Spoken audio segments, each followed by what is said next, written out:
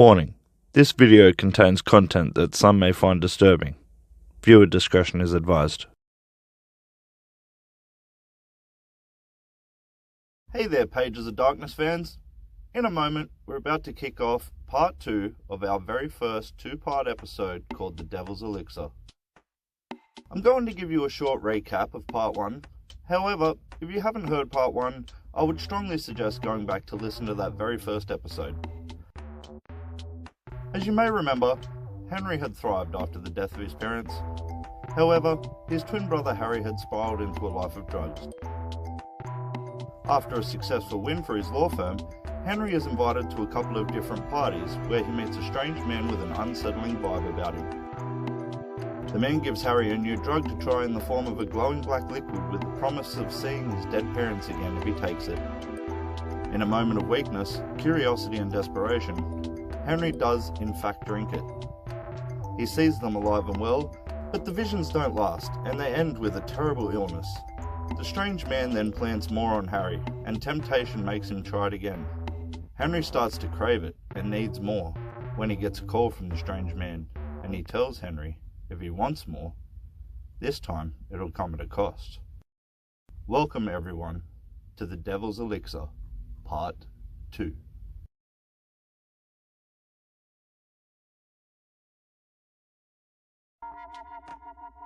The theatre was almost deserted, its worn carpet and peeling wallpaper giving it an eerie abandoned feel. The box office was manned by an elderly woman who barely looked up from her magazine as I approached. "One for Where the Night Whispers," I said, sliding some cash across the counter. The woman took the money without a word, handing me a ticket and motioned towards the dimly lit hallway leading into the screening rooms.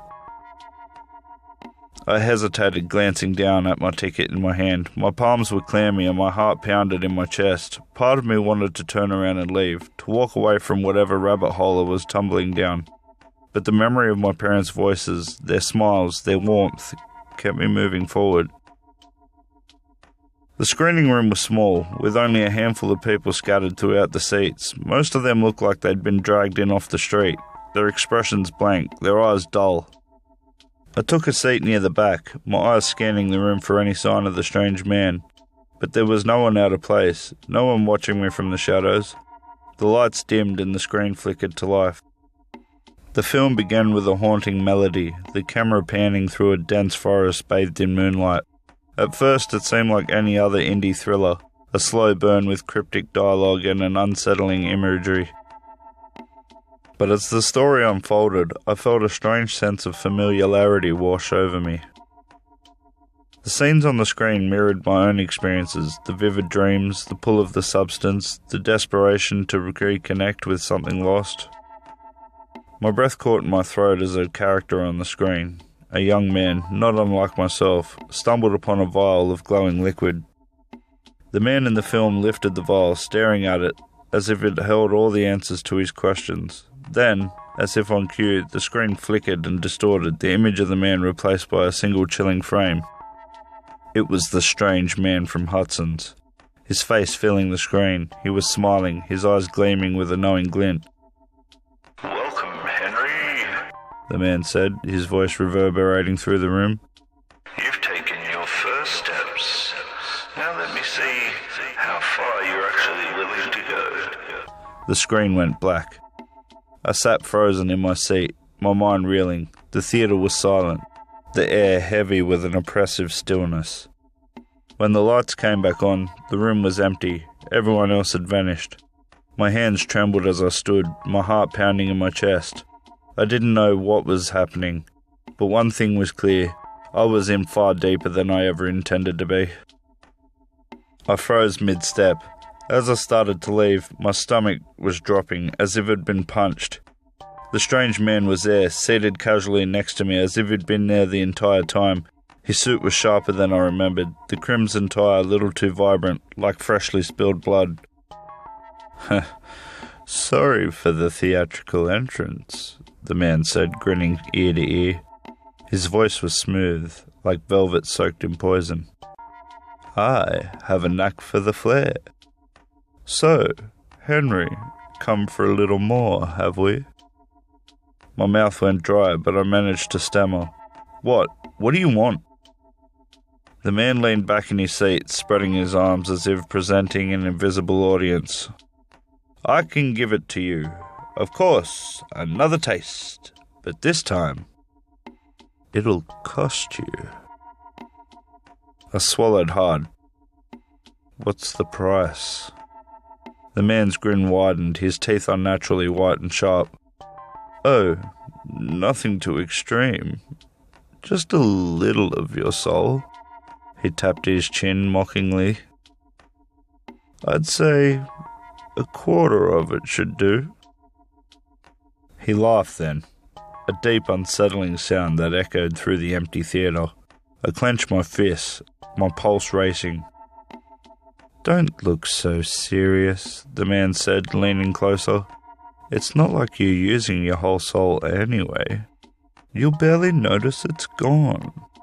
And think of what you'll gain. A reunion with your parents. You've already seen them, haven't you? Don't you want more?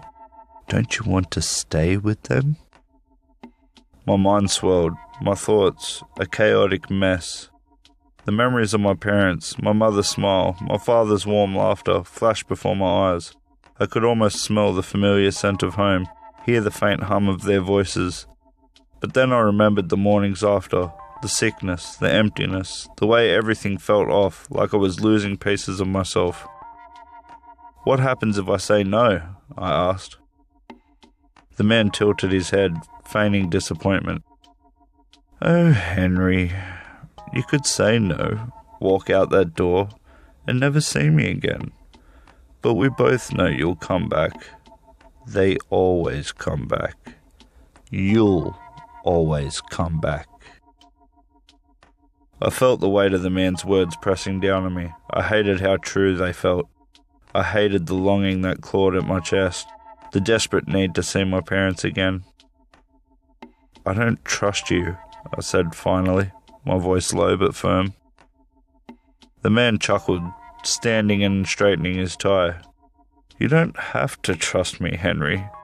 Just trust yourself. I'll be waiting when you're ready to make the deal. With that, he turned and walked away, his footsteps echoing in the empty theatre. I sat there, my heart pounding, my mind racing. I hated the man, hated the power that he held over me. But most of all, I hated the tiny voice in the back of my mind whispering, "What's a quarter of a soul, anyway?"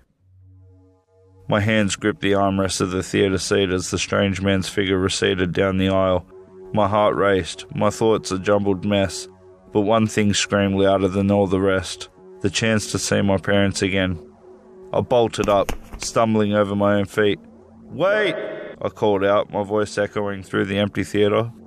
The man stopped mid-step, slowly turning back to face me. That unnerving grin spread across his face, as if he'd been expecting this all along. "Changed your mind already, have you?" the man said, his tone dripping with amusement. He sauntered back towards me, his polished shoes clicking against the floor. I gulped hard, my body trembling. "You've got a deal," I said, the words tasting bitter on my tongue. The man's grin widened, and he clapped his hands together. "Excellent choice, Henry. Truly excellent. You're a man who knows what he wants." He chuckled, motioning for me to follow him back towards the seats. I want to know what this means," I stammered. "What happens when you take a piece of my soul?" The man tilted his head, feigning thoughtfulness. "Oh, it's quite simple. You lose a bit of yourself, your spark, your essence, whatever you want to call it. But in exchange, you get exactly what you want. Your parents, your time with them, as real as your memories can make it." I hesitated, my mind screaming at me to stop, to think this through, but the longing in my chest drowned out all reason. "How do we do this?" I asked, my voice barely above a whisper. The man reached into his pocket, pulling out another vial of shimmering substance.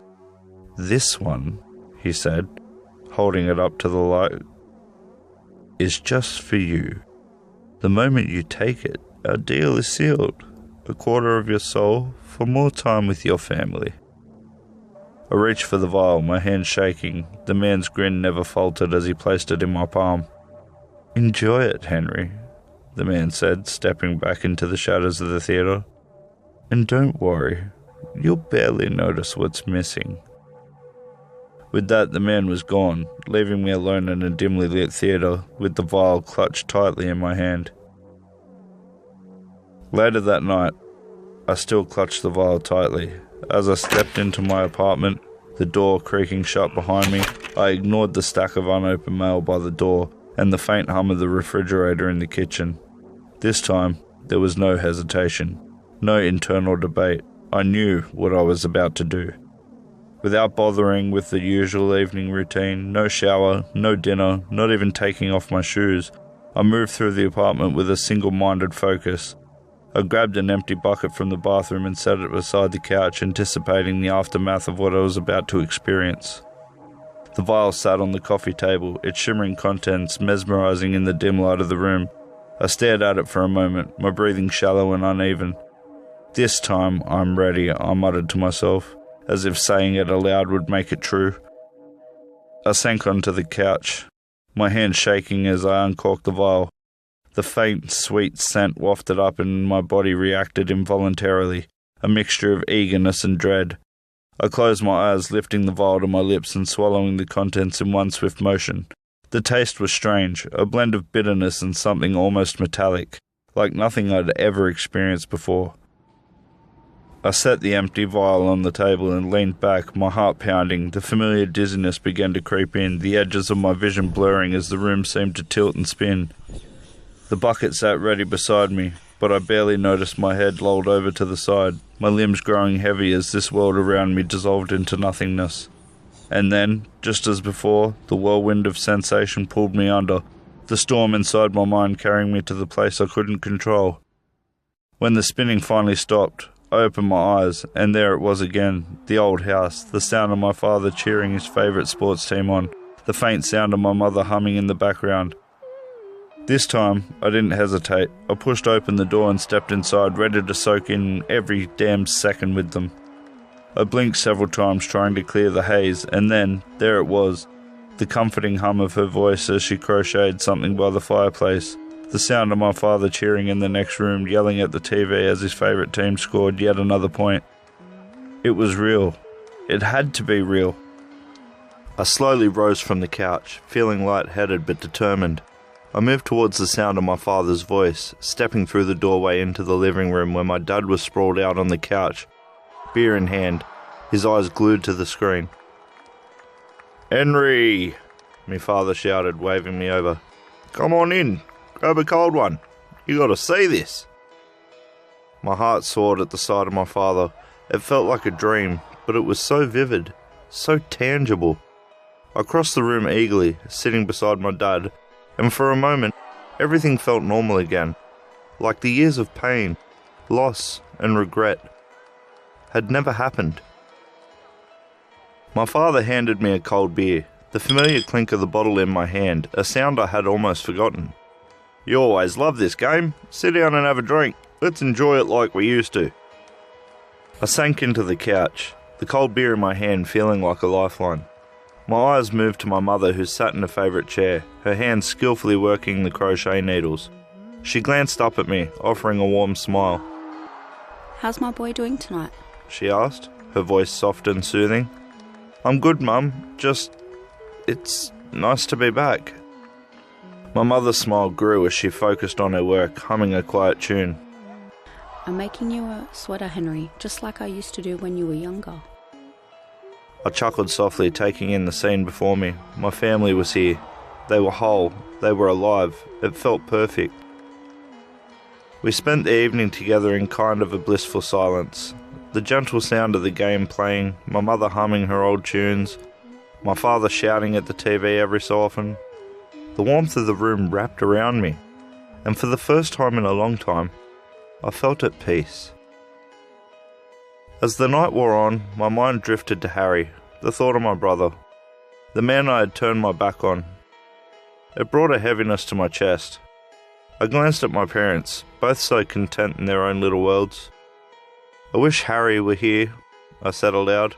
unable to keep the thought inside any longer. He should be here with us. The moment the words left my lips, everything shifted. The warmth in the room flickered, the soft hum of my mother's voice dimmed, and my father's cheers faded into nothingness. The familiar house began to blur, the edges of my vision darkening. My breath hitched in my throat as the illusion crumbled before my eyes. I reached out desperately, trying to hold on to the fading image of my parents, but it was slipping away from me. "No, please," I whispered, my voice breaking. Just a little longer." But it was no use. The comforting room, the laughter, the warmth, everything faded into the void, as I was once again thrust back into the cold, dark reality of my apartment. The sickening feeling returned, the familiar nausea rising in my stomach. I was alone once again, and the loneliness gnawed at me deeper than before. I sat up through the nausea and stumbled towards the vial. The room seemed to shudder as I made my way. I got the vial only to realise the shimmer in the bottle was just the moonlight shining off the glass vial itself. I groaned in pain because my stomach hurt and in frustration at the empty vial. Maybe I need a shower, I mumbled as I felt every bit of sweat in every part of my body. I made my way to the shower, completely forgetting to take a towel with me. I sat on the floor, letting the cool water from the shower run over my body as clouded thoughts went in and out of my pounding head. Eventually, I passed out. I awoke the next day to a chill over my body. The cold water had been running on me the whole time till now. I jolted up, turning the tap off and getting out to dry myself. But like I said, I didn't grab a towel. I caught a glimpse of what I thought was Harry in the bathroom mirror, just while I was looking at the towel rack. I let my eyes adjust. It was me, all right. My reflection, not Harry's. I looked so different. I could see my rib cage. I had strange sores and my eyes were really sunken and bloodshot. I blinked, rubbing my eyes to clear the haze, but the image in the mirror stayed the same. I staggered backwards, my heart pounding as I took in what I saw. My body. My body wasn't my own anymore. I reached out towards the mirror, my hand trembling, expecting the reflection to change, to snap back to normal. But it didn't. It was like staring at a corpse, someone who was barely hanging on, but still walking. My ribs jutted out, the skin stretched tight over bone, and those sores, they weren't just there, they were infected. My eyes were hollow, dark, as if some part of me was gone, missing. I felt like I was looking at a version of myself that I barely recognized. Was this what I had become? Jesus, I whispered under my breath. My voice was rasped. What the hell happened to me? I stumbled away from the mirror, my legs unsteady as I tried to regain control. My head throbbed as I leaned against the bathroom sink, my fingers digging into the porcelain. I needed air. I needed something to feel like me again. But when I glanced at the vial sitting on the counter, all I could think about was that brief moment of bliss, that fleeting time when I was surrounded by my parents, when I felt whole again. It felt so real. I could almost hear the voices calling me back, urging me to join them. Henry. I squeezed my eyes shut, shaking my head violently to shake the thoughts away, but it was no use. The temptation clawed at me, scratching at my mind like an itch I couldn't scratch. Stop it, Henry, I muttered to myself, my voice weak. Stop doing this. It's not real. It's not real. But deep down, I knew it was too late. I heard my phone buzz. It was my boss. I contemplated answering it, but I didn't want to, nor did I really have the strength. I quickly got dressed and rushed outside. I felt suffocated in my own apartment. I needed fresh air. When I got to the elevator, it was broken down, so I turned to take the stairwell. As I opened the stairwell door in a rush, I couldn't believe my eyes. There he was, leant against the wall. Hello, Henry. Enjoying your little trips? The strange man stood there in a red hoodie and red track pants and red sneakers. I didn't even acknowledge him this time. I went past him and down a flight of stairs, and to my shock, there he was again, standing on the next landing. Oh, come now, Henry.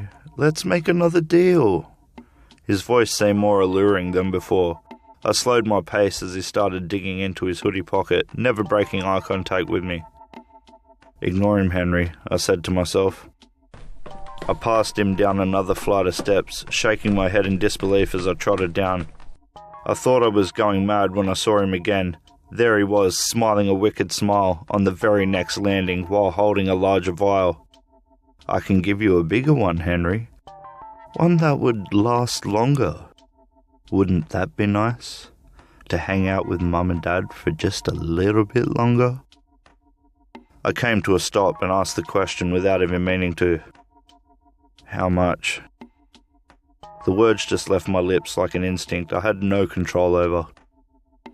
Well, Henry, seeing as this is a much larger vial, I will require 2 more quarters of your soul. The smile never left his mouth while talking, his eyes locked onto me like daggers, piercing the remnants of my soul, and he had already started passing the vial to me. I took it and hung my head low, shame taking over my body as his grin widened. I knew it, and so did he. I was going to wind up back at my apartment to use this stuff. I didn't say a word. I didn't have to. The way I clutched the vial in my hand, the way I refused to meet his gaze, it was enough. He knew he had me. I hurried down the rest of the stairs, my legs trembling as I pushed through the exit door. The cold air hit me like a slap, but it did nothing to clear the fog in my mind. I felt the weight of the vial in my pocket, heavier than it should have been, almost like it was telling me to go back up those stairs, dragging me into that strange man's world. I stumbled onto the sidewalk, weaving through the crowd, my heart racing. The shame clawed at me, gnawing at my insides. What am I doing, I thought. This isn't me. This can't be me. But the pull was undeniable. I kept my head down as I moved through the streets, avoiding everyone's eyes. The world around me seemed dull, colourless, compared to the vivid, intoxicating warmth of those visions. The laughter of my father, the hum of my mother's voice. It was all I could think about. I needed it. I wandered around for a while until I finally stopped at a cafe.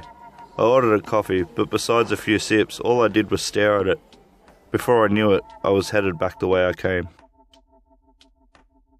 By the time I reached my apartment door, I was sweating again, my hand trembling as I fumbled with the keys. When I finally got inside, I locked the door behind me and leaned against it, my chest heaving. I pulled the vial out of my pocket and stared at it. The liquid inside seemed to shimmer, almost alive, as if it were taunting me. I could feel its power, its promise. My fingers tightened around it as the conflict raged in my mind. This is wrong. You're throwing everything away. You're just like Harry now. The thought made my stomach churn, but it wasn't enough to stop me. I didn't even bother with this bucket this time. I just grabbed a glass of water from the kitchen and downed the contents of the vial in one swift motion.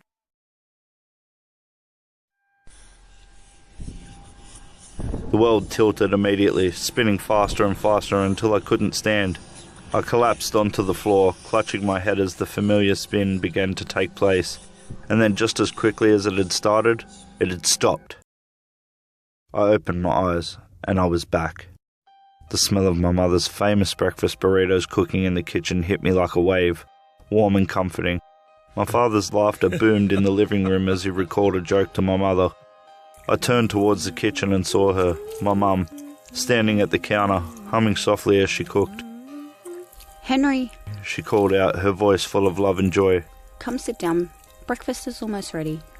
I didn't hesitate this time. I walked towards her, the shame and guilt melting away with every step. Henry, sweetie, set the table and call your father in. My mum said with that familiar warmth in her voice, the one that used to make everything feel right in the world. For a moment, I just stood there, staring at her. She looked exactly as I remembered, her hair pinned back in that loose bun she always wore, her apron slightly stained from cooking, and her hands gracefully working the spoon as she stirred cooking ingredients. Henry? She said again, glancing up at me with a soft smile. Yeah, Mum, I finally managed, my voice shaky. I grabbed a stack of plates from the counter and carried them to the dining table. My hands trembled as I placed each plate down, the clinking sound echoing louder than it should have. As I worked, I glanced towards the living room. My dad sat on the couch, leaning forward as he watched the game, his beer resting precariously on the armrest. Hey! He let out a loud cheer, clapping his hands as the announcer called out a touchdown. "Dad!" I called out, trying to keep my voice steady. "Breakfast is ready." He turned toward me with a wide grin. "Just a minute, kiddo. Let me see the replay on this one." My mother laughed, shaking her head. That already is a taped game. He knows how it turns out. I smiled despite myself. It felt so real, so achingly real. I could almost believe I was really here, back in the safety of my childhood home, where nothing bad could touch me. Mum walked over to the table carrying a steaming dish of her famous burritos. The smell hit me hard, flooding my mind with memories of family mornings, laughter, and warmth. She placed the dish in the centre of the table and turned to me with a teasing smile. Henry, are you just going to stand there, or are you going to pour the drinks? "Right, sorry," I said, quickly grabbing the pitcher of iced tea from the counter. As we all sat down, my dad finally joining us, it was like nothing had changed. We ate, talked, and laughed. The world outside this moment completely forgotten. For the first time in what felt like forever, I felt whole. But then as the conversation lulled, I couldn't help myself. I looked at them both and said, "I wish Harry were here. He'd love this." The room fell silent. My mum's smile faltered, and my dad set his fork down with a soft clink. They exchanged a look I couldn't quite read, one that sent a chill down my spine. Sweetie, stop worrying about silly things. I'm sure your brother would rather be somewhere with a needle hanging out his arm. The way my mother said that, it was wrong. She never knew him as a drug user. "Yeah, Henry, just stay here for the moment with us. There's no reason to bring up your... well, you know who." Dad's tone was a little more casual than Mum's, but it just felt wrong. I took a bite of my burrito, and it was like all my problems melted away in my mouth, and Mum's homemade iced tea washed it all down extremely well. "That was amazing, Mum," I exclaimed as a belch came out with the sentence. Later on, we sat around the table playing a board game together. Dad was always quite competitive at board games, and tonight was no exception. He rolled the dice and then stood up cheering loudly as a piece landed on the winning square of the board. "Ha ha! Looks like I win again, sport." Dad smiled as he scruffed up my hair. I didn't mean to, but I blurted it out. "Harry would have beaten you. He loved this game." Henry, My mum said softly, her voice trembling slightly. you've got to go now. "What?" I asked, my chest tightening. "What do you mean?" "You've got to go," my dad said, his tone firm but laced with sadness. "Do what you can to come back to us, Henry. But for now, it's time to wake up." The warmth in the room began to fade, replaced by a cold, creeping dread. "No," I said, my voice breaking. "Please, don't make me go." Wake up, Henry. My mum said again, her voice distant now, almost echoing. The table, their faces, it all began to dissolve like a smoke caught in the wind. And then, just like that, I was back. I jolted awake on my apartment floor, the sickly taste of bile in my mouth and the chill of reality pressing down on me. The glass of water was there, but untouched. My body ached, my head pounded, and my heart felt like it had been ripped out of my chest. I sat there for a long time staring at nothing, the words my parents had said ringing in my ears. "Do what you can to come back to us." Suddenly that rising in my stomach came all at once. I ran to the bathroom and gripped the sides of the toilet bowl and vomited hard, struggling between breaths. After what felt like an eternity, I finally relaxed, placing my pounding head on the toilet's edge where I passed out again. When I awoke, I thought 2 hours had passed. I still felt terrible, my brain was fuzzy, and my stomach churned. I gripped the bathroom counter and barely mustered the strength, but I pulled myself up. And what I saw staring at me in the mirror was not me. It was worse than any state I had ever seen Harry in either. My reflection in the mirror made my stomach churn even harder, though I doubted there was anything left inside me to bring up. I blinked, hoping the image would shift, that the fog in my head was distorting what I was saying, but it stayed the same. My skin was pale, almost grey, stretched tight over my bones like a cadaver. Dark circles sunk deep beneath my bloodshot eyes, and my cheeks looked hollow. Gaunt, like I hadn't eaten in weeks. Sweat slicked my face, soaking into my shirt, and there were small angry sores dotted along my jawline and neck. Sores I didn't remember being there before. This was wrong. My heart pounded as I stared, unable to tear my eyes away. It was as though I was looking at a stranger, someone who bore my resemblance but carried all the decay I had seen in Harry, amplified tenfold. Jesus Christ, I croaked, barely recognizing my own voice. It was hoarse, gravelly, and it sent a shiver through me. My knees trembled as I gripped the counter harder, trying to steady myself. I splashed cold water on my face, desperate to wash away the image, but it didn't help. When I looked back up, the face in the mirror still stared back, empty and haunting. The thought came unbidden. What the hell have I done to myself? I stumbled out the bathroom, the room tilting and spinning like I was on a ship. My chest tightened, panic clawing its way up my throat. I couldn't keep doing this. I knew I couldn't. But even as the thought came, I felt the pull again, the urge, the memory of Mum and Dad's warm smile, my dad's voice cheering at the game, the taste of that burrito. It was still fresh in my mind, and I wanted it back, desperately. I sank onto the couch, my hands shaking as I buried my face in them. My body screamed for rest, for relief, but my mind was fixated on one thing, that damn vial. That bastard had given me just enough to get hooked, and now I couldn't think about anything else. I needed to figure this out. I needed answers, but more than anything, I needed another hit. Then it hit me like a burst of clarity. Why at the mention of Harry did these visions seem to fade, like they wanted Harry to fade out of existence, to ignore him completely?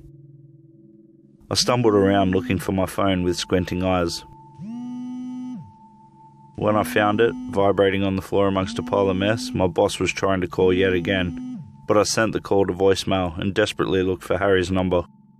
My finger hovered over the dial button, not knowing what to expect. I pressed it and held my breath as the line started ringing.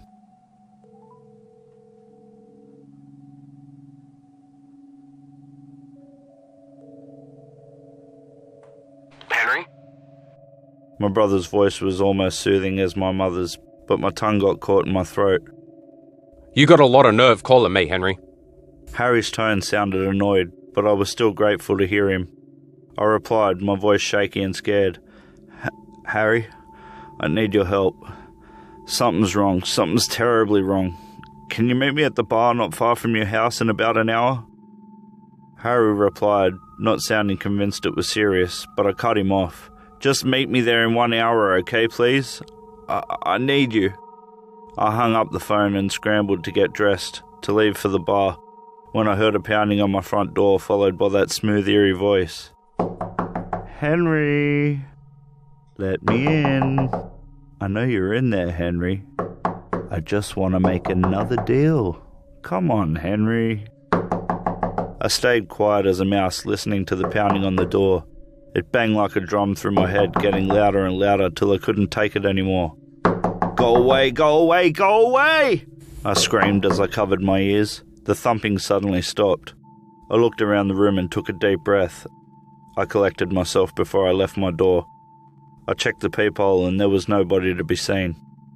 I left my front door, checking left and right as I locked it, then proceeded to the stairwell, which I promptly checked while heading down each flight to make sure the strange man wasn't there waiting for me. I got out to the street and I saw a taxicab which I hailed to stop. As the taxicab pulled up, I heard a voice call out to me, "Henry, where you going, my friend?" The voice stabbed into my back like hooks, dragging me backwards, but I fought the urge to turn around. But my thoughts faltered on the vial for a moment. Then I shook it off, thinking of only reaching Harry. I practically jumped into the taxicab and yelled at the driver, "Go, just go!"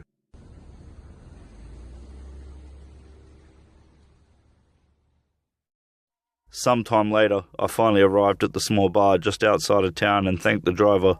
The air was cool, but that's not only why I was shaking. I decided to walk in and grab a drink while I waited to steady myself for a weird, hard conversation. And that's how I wound up here at the bar at the start of our story. Harry looked at me shocked as he downed another beer. I think I may know what can help. Harry said with a cheeky, proud grin. Oh yeah? What's that?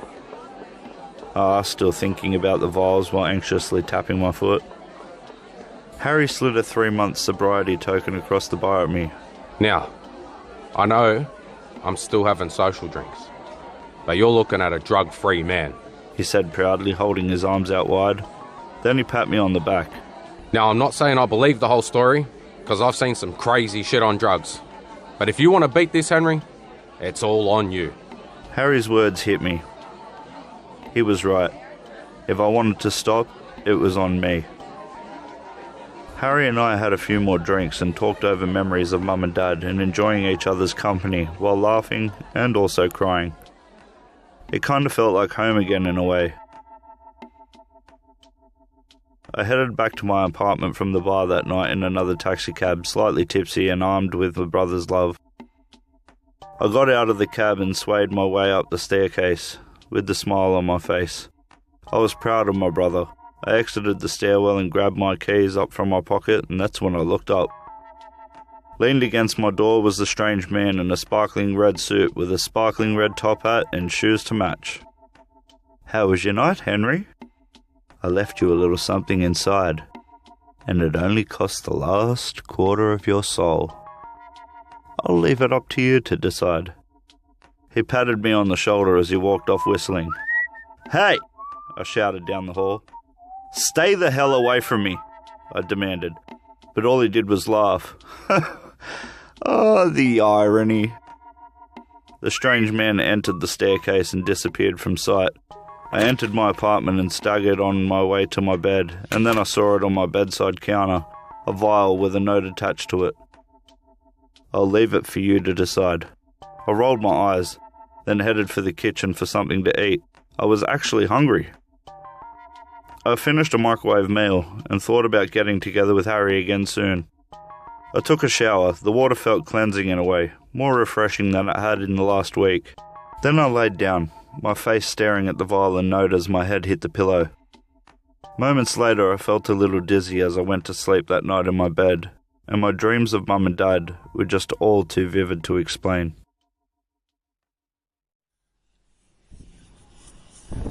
Henry.